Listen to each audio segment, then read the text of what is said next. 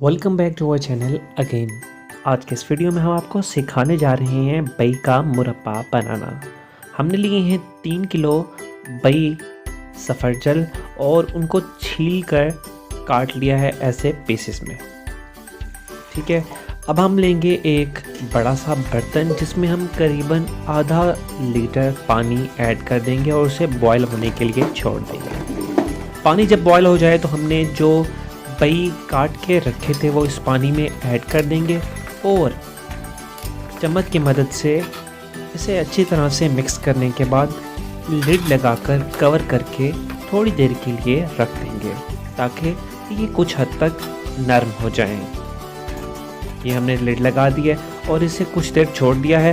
ये देखें, आप वीडियो में भी देख सकते हैं कि ये अब काफ़ी हद तक नरम हो चुके हैं।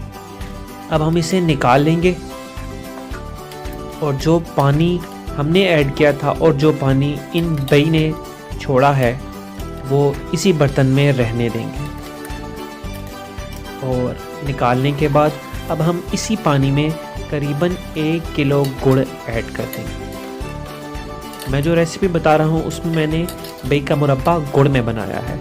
आप चाहें तो शक्कर में, चीनी में भी बना सकते हैं, लेकिन ये देसी गुड़ है और इसमें बई का मुरब्बा और भी ज़्यादा मज़ेदार बनता है। ये देखें, गुड़ अच्छी तरह से मेल्ट हो चुका है और चाशनी अब काफ़ी हद तक रेडी हो चुकी है। अब हम एक छाननी की मदद से इस गुड़ को अच्छी तरह से छान लेंगे ताकि जो मिट्टी वगैरह इस गुड़ में होगी वो निकल जाएगी। ये हमने इसे अच्छी तरह से छान लिया है।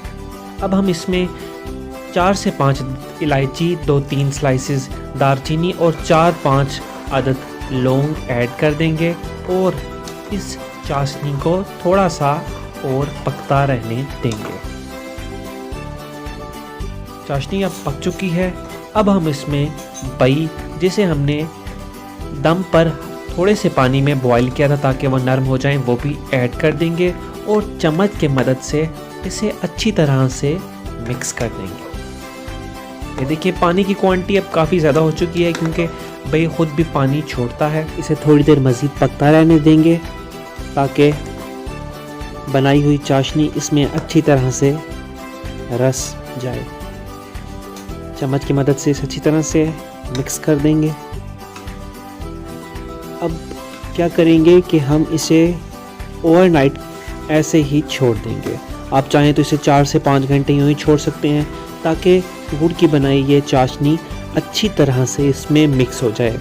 मैंने क्योंकि ये शाम को बनाया है तो मैंने इसे पूरी रात के लिए यूँ ही छोड़ दिया था ताकि ये सारा शीरा, ये सारी चाशनी इसमें अच्छी तरह से मिक्स हो जाए, क्योंकि तभी ये नरम होंगे और तभी ये मज़ेदार भी होगा। ये देखें, थोड़ी देर हमने इसे मज़ीद पकता रहने दिया है और आप देख सकते हैं कि कैसे शीरा, ये चाशनी इसमें जज्ब होना शुरू हो चुकी है। ओवरनाइट इसे छोड़ दिया है और ये देखिए अब इसका कलर ऐसे हो चुका है।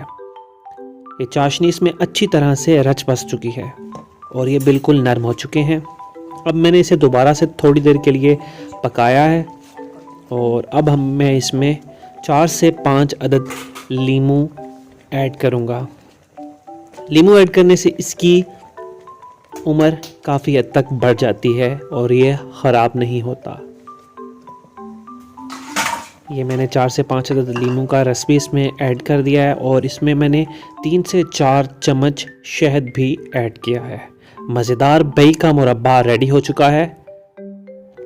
बेशुमार फ़वाइद वाला बई का मुरब्बा रेडी है। आप भी अपने घर पे बनाएं और कमेंट बॉक्स में ज़रूर बताएं आपको ये रेसिपी कैसी लगी।